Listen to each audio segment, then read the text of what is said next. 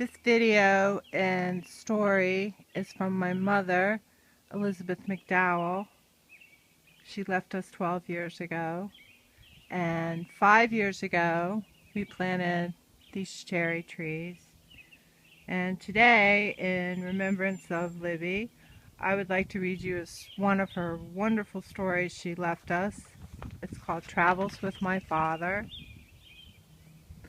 Among those abilities, inclinations, preferences, and predilections, parentally passed on, unloaded, and/or foisted off on an unsuspecting me, whether genetically or through environmental conditioning, I count my love of walking as a significant good fortune.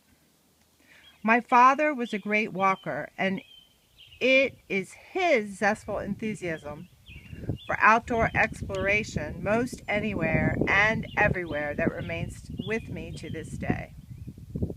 I was told that my urge to join him in his foot travels began early in my life when, at the age of 10 months, seated on a quilt in the middle of the living room where other adults were gathered, I struggled to my tiny feet and earnestly toddled after him when he rose to leave the room. This impressive gesture on the part of my small self may have had to do with other preferences I shared with him as well, but those are other stories, and the focus of this one is walking. In 1946, when our family lived in New York City, my dad determined that over the course of the year we would walk and explore the entire island of Manhattan. In my 12th year, I was still his walking buddy, and the city of New York was a safe place in which to leisurely explore the rich diversity of its individual ethnic neighborhoods. Occasionally scheduled museum tours would include my mother, who was a knowledgeable art historian and museum lover, but was decidedly unenthusiastic about long walks. And so it was with her encouragement and blessing that father and daughter embarked on their walking adventures together, leaving mother happily free to read and immerse herself in her beloved historical research projects. Each Saturday we would begin our trek in the morning with a plan for the day well mapped out in advance.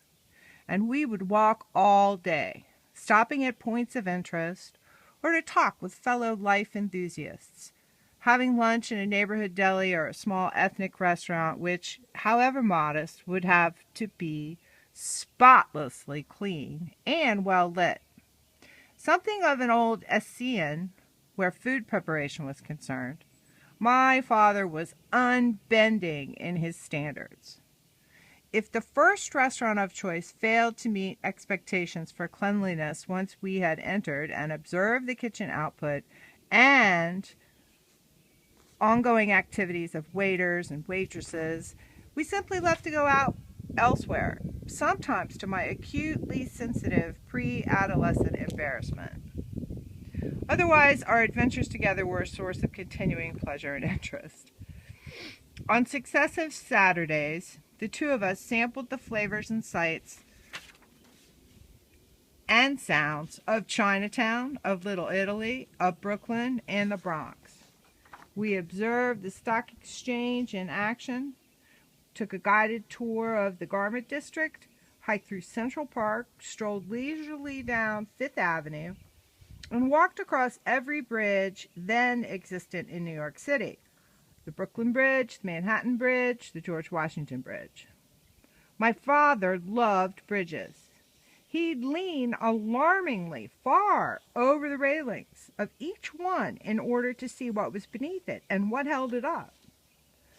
The facts of bridge construction would then be duly conveyed to me as we continued our exploration. On one happily anticipated outing, we went to the Bronx Zoo. Having enjoyed the company of a variety of wild creatures, ferocious and docile, majestic and meek, we entered a large aviary where a covey of exotic, heron-like Chinese birds flitted about, periodically squawking comfortably to one another in high-pitched cries infused with a distinctly Chinese inflection.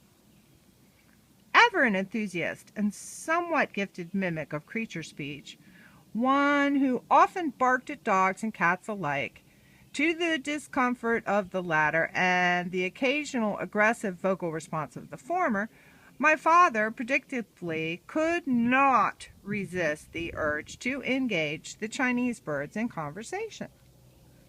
After issuing a few trial imitative squawks in order to get their attention and introduce himself, he began to address the Chinese birds in earnest. "Ah-chee!" screeched one of the birds in response. "Ah-chee! Ah-chee!" replied my father pleasantly. "Ah-chee! Chee-chee-chee!" screamed another bird, ruffling his feathers while his apparently offended roommate retreated in silence to the top of their domed domicile. As other feathered aviary inhabitants joined the discussion, with each successive bird comment happily answered by the man, excitement escalated until the fragile tranquility of the Chinese bird community was shattered in a cacophony of shrieks and squawks, accompanied by much wing flapping and darting about. It seemed apparent that either my father had inadvertently said something in Chinese bird talk that was highly offensive to these individuals, or he had not managed to say anything at all, and they were irritated by his ineffectual imitation of their language. A non-feathered and thankfully squawkless crowd of zoo visitors began to gather round, smiling, encouraging the would-be Chinese bird whisperer to continue his efforts at communication. He was delighted by the turn of events. Not so the aviary's Chinese bird keeper, who appeared suddenly and voiced his displeasure clearly in people English. For a micro moment, my naturally authoritative minister, professor, father looked like a mischievous small boy caught with a proverbial pilfered cookie. But this phase passed in an instant. He proffered a polite but unrepentant and still amused, "I beg your pardon. I meant no harm." And I, stifling a giggle and he a smile, we left to check out the rest of the animals, to either the relief or the disappointment of the Chinese birds, who were never sure how they really felt about the whole event. On another memorable but very different kind of Saturday, we alighted from the elevator into the sad squalor of the Bowery, our predetermined destination for the day. In preparation, my dad had talked to me about the poverty of spirit that differs from material poverty, but can sometimes be both cause and effect. He had stressed the importance of not making judgments. As we made our way out to the Bowery Mission, where one of his former students was ministering pastor, it was necessary to step over prostrate bodies on the filthy, littered sidewalk. Panhandlers accosted us at every turn, hands outstretched, eyes beseeching, bodies reeking. When we'd given out all the change in our pockets, angry, frustrating insults from unsatisfied supplicants followed us as we walked on. My father moved closer to me, and almost inadvertently I took his hand. At the age of 12, it had been a long time since I'd held my father's hand. The dedicated Franciscan-like minister of the Bowery Mission greeted us at the door with warmth and obvious delight that his esteemed seminary professor had come to visit him in his less than opulent parish. The shabby storefront that served as the spiritual center to lost souls of the community was most definitely not the first church of anywhere. There was no optimistic advertisement of a building fund, no well-done-up poster to chart this year's improvement in Sunday school attendance. In the dark interior, a service was about to begin. Members of the ragged congregation, reeking of cheap whiskey and despair, sat slumped on the mismatched folded chairs, staring at the floor, nothing in particular, perhaps grateful to be inside out of the cold. Others were sleeping or passed out on 2 benches pushed against the back wall. The pastor welcomed all those who were there and then introduced us, after which, at his request, my father gave a short homily about God's love, no less eloquently delivered in this lowly haven for the outcasts of an unforgiving society than if it had been preached right from the pulpit of towering Riverside Church. As he finished his talk, an old man in the back called out, "Let's hear the little girls sing." At my father's insistent nod and the pastor's instruction, I reluctantly stood on a rickety chair in order to be seen from the back row and began an initially wobbly version of an old Baptist hymn I knew well. Brightly beams our Father's mercy from his lighthouse evermore, but to us he gives the keeping of the lights along the shore. Let the lower lights be burning, send a gleam across the wave. Some poor fainting, struggling seaman you may rescue, you may save. By the time I had finished the first chorus, the song came from my heart.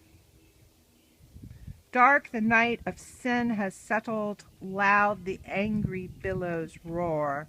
Eager eyes are watching, longing for the lights along the shore. Trim your feeble light, my brother.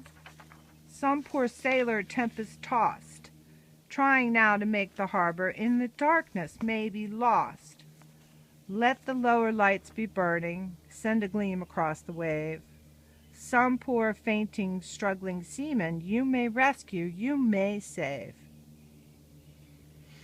One of those old, struggling seamen, beached on a bowery bench, sat up suddenly when I began to sing and stared intently in my direction through the questioning, rheumy eyes. At that moment, when my own still innocent eyes met those of the lost old man, my initial reluctance to sing at all that day vanished in a sense of personal mission. I wanted, with all my heart, to offer comfort and for him to know that there was a possibility of rescue. Through my song, I wanted to be the bearer of that him-promised saving light shining across the waves of his despair. I sang with all the spiritual fervor of which I was capable at the age of 12. My father smiled at me in a special way after I had sung all the verses. When the service ended, he was asked to say the blessing for the meal being served in a back room.